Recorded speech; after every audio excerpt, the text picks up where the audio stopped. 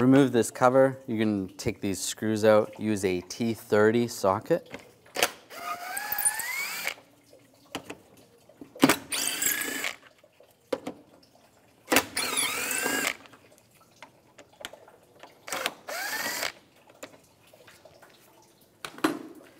And grab the cover, slide it up out of the way. I'm going to remove these two screws and the two on the top as well. Use the T30 socket.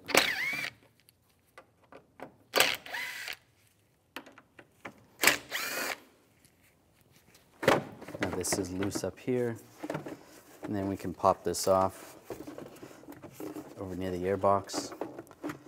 It is clipped in right there, and on the back side, just squeeze it a little bit, slide it up. If you need to, you can pry underneath, but it comes off pretty easy. We have the radiator fans out for this job. You don't necessarily have to take all those out. It is a lot easier to access them. There's two VVT solenoids right here and right here. The procedure is going to be the same. We're going to take this one out, push down on this little lock, and then you can disconnect the connector like that. And there's a bolt right there. Now I'm going to use a 10mm socket, take that bolt out.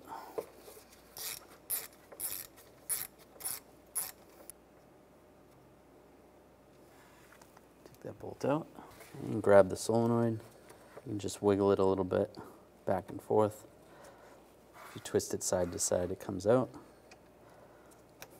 And it slides right out. Now slide the solenoid in place. You can put a little oil, engine oil, on the end of it if you want. Makes it slide in a little easier. Line that up.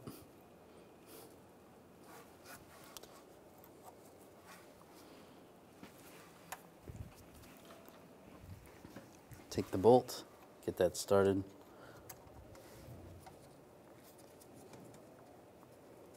And snug that down.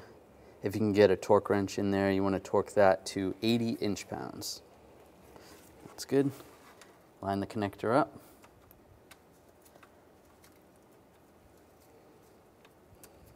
And lock it down. If you want to do the other one, you can do the same procedure. Now slide this panel in place, the intake. Line it up over near the air box.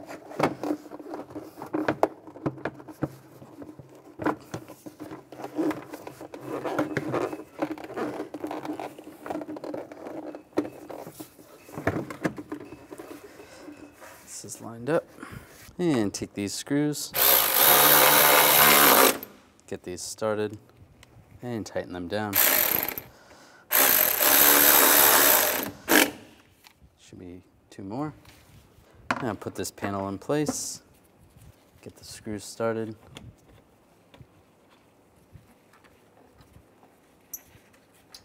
And there should be one more down there, and tighten them down.